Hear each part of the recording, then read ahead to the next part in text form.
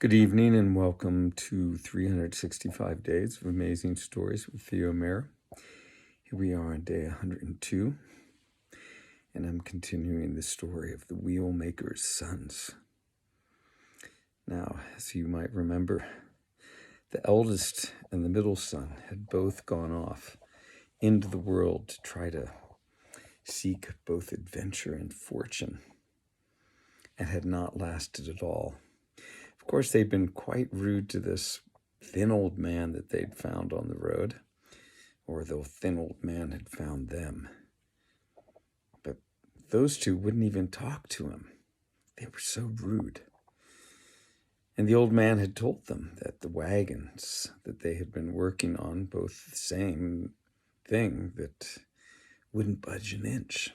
They just ignored him. Well, second brother having gotten home, and he didn't get home so early. It was still before noon, but not much before noon. But when he got home, the youngest son, Kude wanted to go to seek his fortune. He said, "You both have gone out into the world, tried your luck. Now it is my turn." So his mother made him the buktas out of plum paste, and off he went. With those and a little napkin, off he went on his way. Now, just as the sun was setting, he got to the place where his two older brothers had been when they had put those wagons together. And he saw the pieces of the wagon sitting in the ditch. And who was he but a wheelmaker? He was the son of a wheelmaker, a wagon maker. And so he went down and he fetched all the parts, and he saw that they were of good wood, and he began to assemble them. And he worked hard, quickly. And before the first star appeared in the night, he had that wagon put together.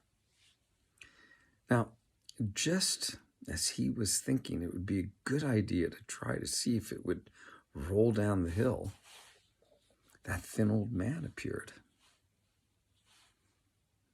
And he said to Kude, "May God bless you, young man." And Kude said, "Oh, that would be a wonderful thing if he did. I hope he blesses you too, old man."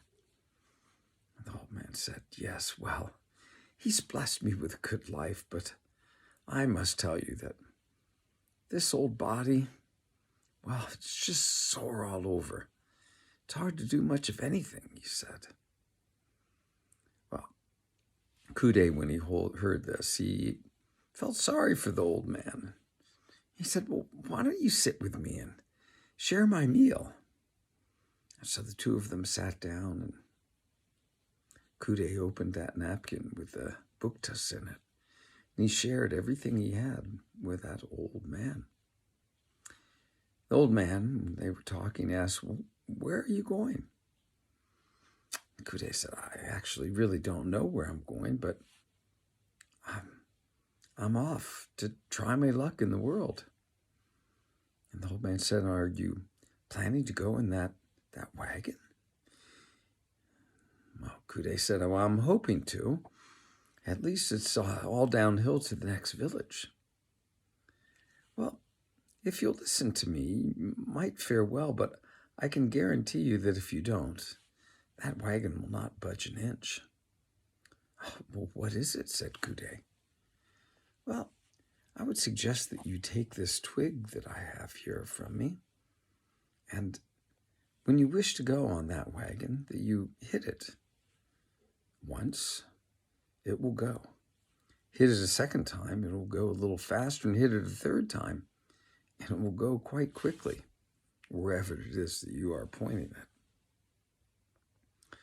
Well, Kude said, "Well, that's great, but then how do I stop it?"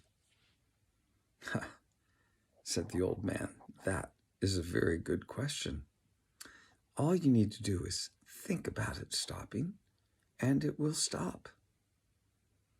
Kude said, "This is wonderful. Thank you.